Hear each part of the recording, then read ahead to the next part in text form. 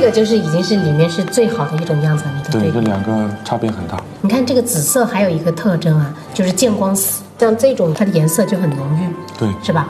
但是像这种它越透，颜色反而越淡。其实翡翠的价格主要是由种、水、色、工、霞这几个因素造成的。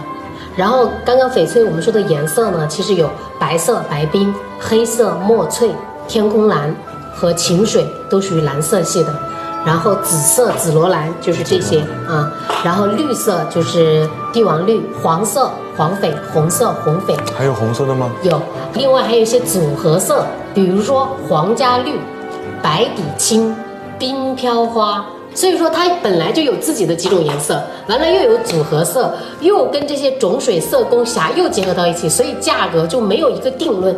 这两款都是冷色调的紫，也都是薰衣草的紫。这是不是价格更高一点？为什么这么说？